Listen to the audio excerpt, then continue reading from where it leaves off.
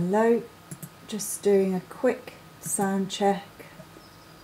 Can everybody hear me? No? Oh, yeah. Yeah. Okay.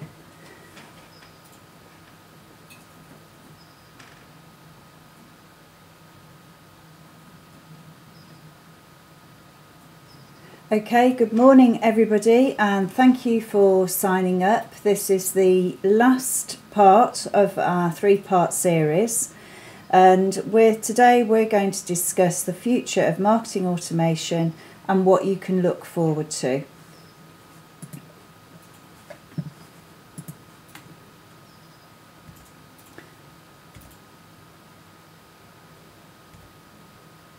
So, a little bit about myself. If you joined us for the last two, you probably know who I am now, but I'm Karen Poxon and I'm the founder and marketing director of Kinetic Digital Marketing, which is a digital marketing consultancy based in Birmingham. I've got 20 years experience in marketing and I've been running a digital marketing business for the last 17 years. As a company, we actively promote researching and keeping up to date with the latest and greatest, and we're also on a mission to help as many businesses as possible to be successful with their marketing. The types of businesses we help are from small businesses under £1 million turnover right the way through to the large and medium businesses who probably turn over about 25 million. And we help them to generate leads and grow their business through marketing. As a company, we promote the technology behind today's marketing, which is why I'm talking to you today about marketing automation. So just a few house rules before we start, and I want to make the session as interactive as possible. It's all right, I keep pressing the wrong screen and I keep losing my chat so I can see what's going on. So I want to make sure that the webinar is as lively as possible. We've got the chat, which is underneath the video on your page. And we have also got Twitter, so use the hashtag KDM Masterclass on Twitter to talk to us. And at the end of this third part, we'll send you the complete 3 series. We'd also really love your feedback. This is our first Masterclass series and we are going to run some more as requested on other topics. So we'd really like to get your feedback so we can make sure we're improving those. So today's agenda is here in front of you. The presentation will be no longer than 30 minutes and then we've allowed about 10 minutes at the end for questions. So with no further ado, we'll get started. So, in the chat, let me know the one word that you would use to describe marketing automation. I might use words like intelligent, powerful, time-saving. What would you use?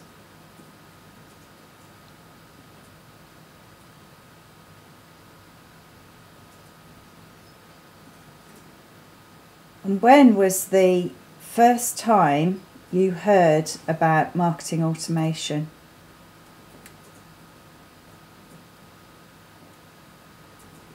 For me, it was about 4 years ago in its current format. How long ago was it that you heard of marketing automation?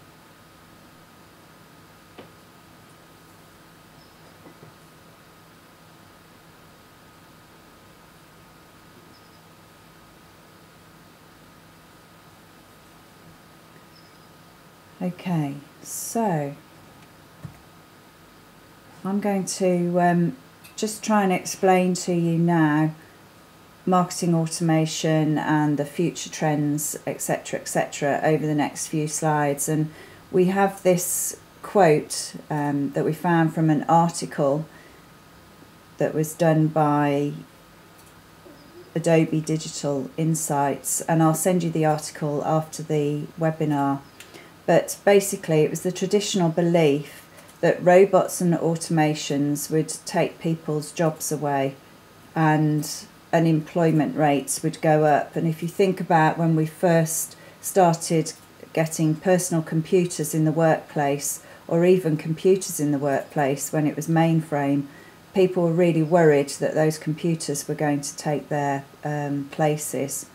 However, today the belief has shifted and people are really noticing the benefits of having automations and how they're really helping them.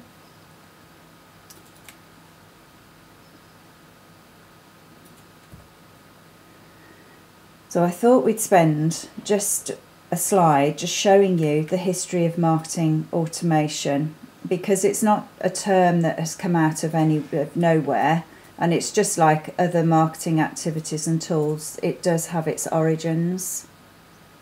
But before we do that, we need to look forward. We need to look backwards rather than forwards.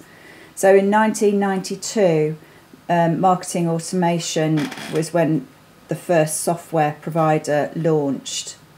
However, that's interesting because in 1992, many businesses hadn't even truly adopted the internet for their marketing efforts. Many businesses weren't even present online. They were only just starting to see websites in their crude form, and the internet was still relatively early, still, in its infancy. However, it went quiet for a while, and then in 1999, Eloqua brought attention back to marketing automation.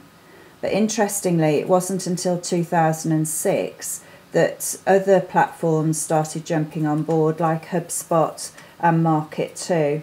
And even though they're still around today, it's been a really slow journey, as you can see by this timeline.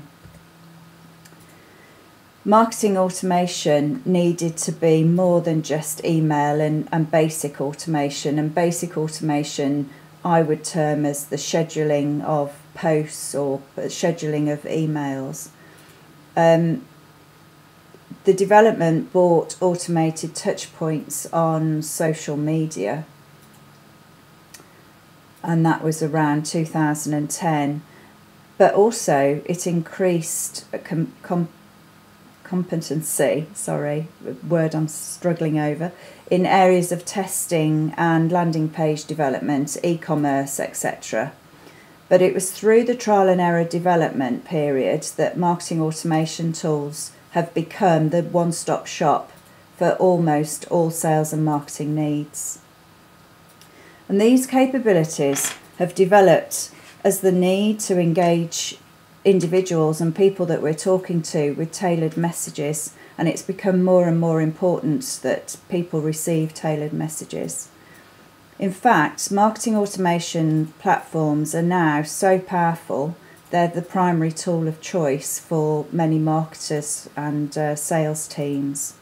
And I believe that accessibility and affordability today are making the marketing automation tools the norm in both small and large companies.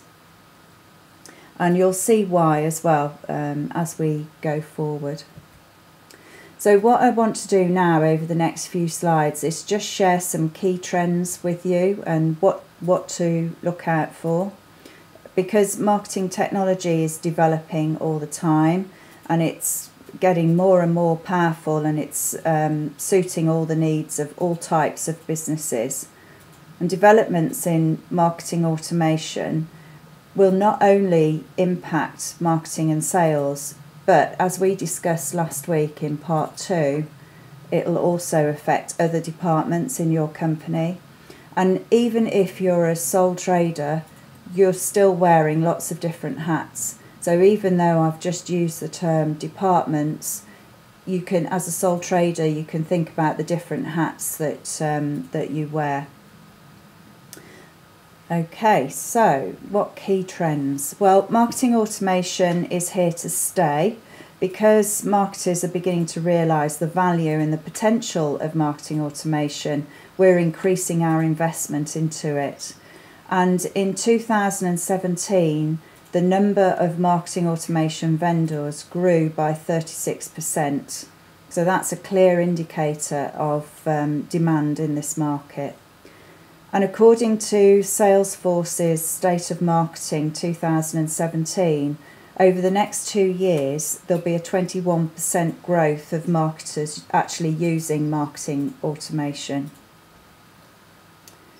So, sending an email to a user and putting their first name in the subject line or saying, "Hello, Fred," is a typical example of personalisation. But what is hyper-personalisation? Well, hyper-personalisation is more advanced. What this is it involves sending an email to a user at the right time with the right content that they're looking for. So if I give you an example of that, if I'm browsing for green shoes using a shopping app and I spend around 15 minutes but I leave without purchasing anything, a quick analysis of my behaviour there would reveal that I have an affinity for buying discounted goods. From my prior search and purchase history for a certain type of footwear brand, they know the brands that I'm interested in. And they also know that my shopping behaviour means that I make more purchases on a Sunday evening between 6 and 9. And they also know that if they send me notifications within the app, which are called push notifications, they're more likely to get my engagement. So based on all of this data, if you had the same data for your customers, you could send hyper-personalised emails.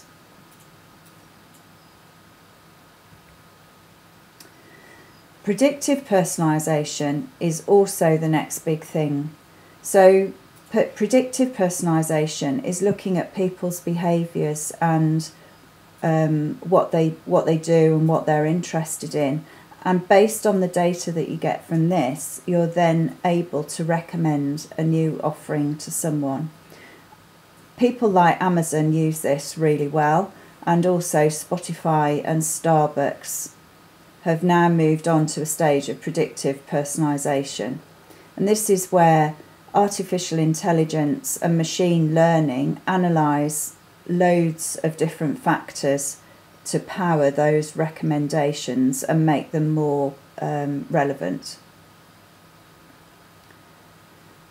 And what this leads to is a more accurate customer lifetime value. And the reason we can have a more accurate lifetime value is because we've got more accurate buyer personas and customer profiles.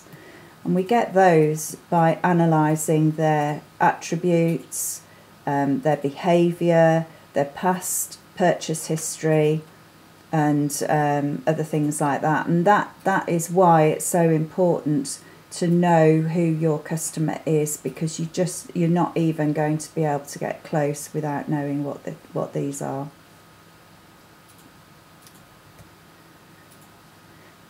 So, smart automation of social media marketing is also going to be on the agenda. And what this will help you to do is reach out to the right audiences with the right message at the right time in that person's life. So this will mean that it's more relevant. They're going to engage with you more. But it's going to be interesting to see how effective the social media campaigns are in the near future for advertisers. Because as we've seen recently, Facebook have changed their rules, and those rules are going to drastically reduce impression shares for publishers and advertisers.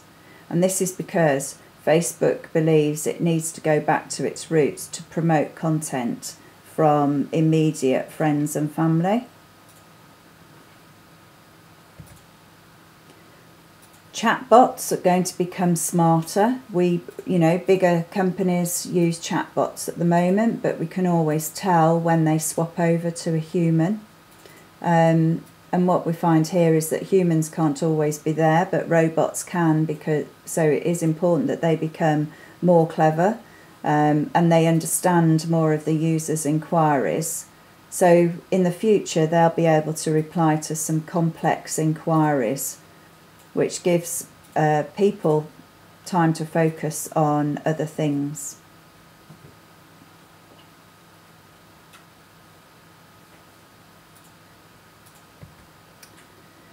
So, account-based marketing automation, what's this? Well, this is when you target a narrow or specific target.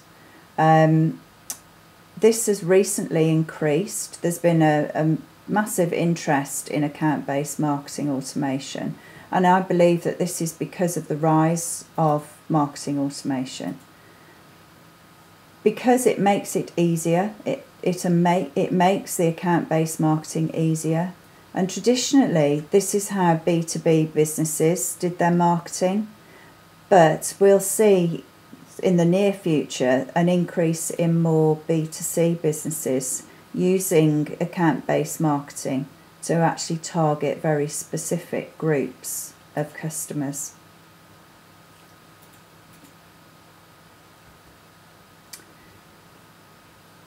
So this brings it all together. I think what we've learned here is that marketing automation is a must-have if you want to survive. With all the analytics, with all the analysing of attributes and behaviour and purchase history, it's really important that your marketing is linking with other areas within the business. As we discussed last week, it's important that it links with customer services, with the finance department, with e-commerce, so that you've got the purchase history, with accounts for purchase history as well if you're not an e-commerce business. So if I just summarise what we've learnt over the last three parts, we've learnt that what marketing automation is. We've learnt how to build a business case for marketing automation and how important it is to cover the whole company and think about the whole company and how it all fits together. We know that marketing automation is going to continue to grow, and it's something that we really need to be embracing so that we can market more intelligently. And we also know that it's going to save us more time. And last but not least, marketing automation is definitely a must. It's going to aid you. It's not just another tool that's going to sit there in the toolbox and actually not get used. It is a very powerful part of your toolbox. So, how can we help you? Well, I've set some time aside over the next few weeks to speak to you personally about how you can use marketing automation in your business. And in the meeting, we will discuss your business, your goals, and how marketing automation can help you save time, nurture leads, and get you sales. And the best part of all is it's free. So you can book a phone or a video call with me. We also have a strategy clinic running from our Birmingham office on the 11th of April, which we have a few appointments free for you to take advantage of. And this is the URL that you can go to actually book on there. We do run the strategy clinics monthly, but from May we will be charging for these. So if you want to take advantage of the free offer, then get on the phone or send us an email or book through this URL to actually book your slot on the 11th of April. If you can't make the 11th of April, then contact us and we'll arrange another time for you. it is really important that you look at marketing automation and how it can work for you, because I can promise you that your competitors are. So that just about concludes this webinar, but what I'd like to just remind you to do is like the video and subscribe to our channel, because we are going to be posting more videos up there, and as I said earlier, we are going to be running masterclasses on different topics, so we'd like to see you there. So finally, are there any questions about this part 3, anything that I've said during part 3, or anything across the series as a whole? Please let me know in the chat.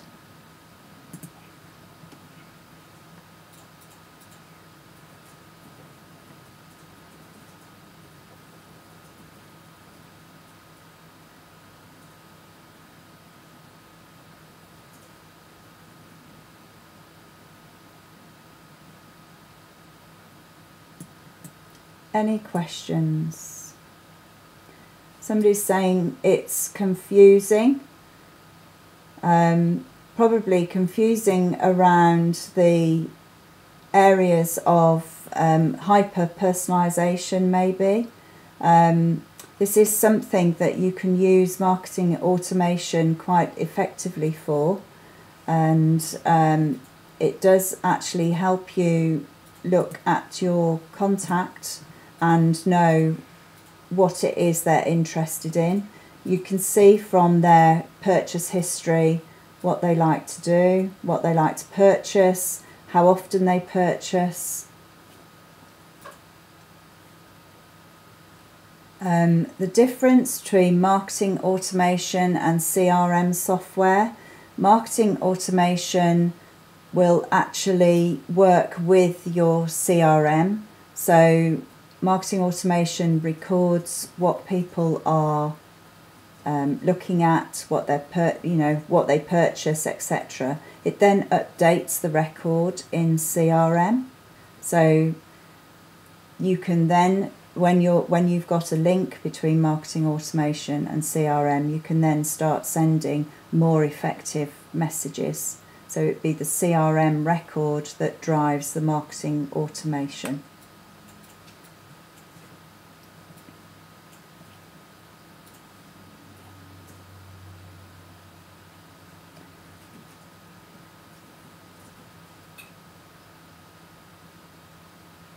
So how much time per day would you say marketing automation would need, particularly for a micro business? The idea with marketing automation is that you would actually decide what automations you would like to run. So for example, a simple one would be a welcome automation, where you've got people who have maybe signed up to a particular service that you run, and so therefore you would send them a welcome email that tells them what to expect. You might then send them another email that would give them access to a particular portal that you might be running. So once you've actually set up your automations, you then just need to check in and make sure that it's running correctly. How much time? I don't think there is a set particular time. As I say, there's an overhead at the beginning to actually get it running, but once it's running, and you just need to check periodically to make sure that it's working correctly. Another question: how would you best advise to conduct smart social media marketing? Really, you need to look at your customers and see what they're interested in. Have a look at the contact records. This would come through your segmentation within the CRM. And then really the social media marketing is reaching out to those people and similar people like them to send them information that they're interested in. Does that answer your question? Yeah, so with the social media marketing, it's important to get the timing right on the messages within social media. So are the people that you're reaching out to, are they interested in what you're talking about on social media? And this is where knowing your audience really comes into its own. So it's really important to make sure that you've got those buyer personas, and that you are using those buyer personas within your marketing. So I've seen people create them and then they sit in a cupboard and they don't come out again. It's knowing what time they're online, sort of how long they spend online, what platforms they're on, etc., etc. If you want more information, as I say, if you give me a ring or book in on the Strategy Clinic, we can help you work out those areas. That's brilliant questions. We've had some really good questions from everybody. I'm glad that you could make it. As I said, please don't forget to like the video and subscribe to our channel, and we'll send you the recordings of the 3 parts after we've closed this down. Are there any more questions or comments before we draw it to a close? I'll hold on for a few more minutes.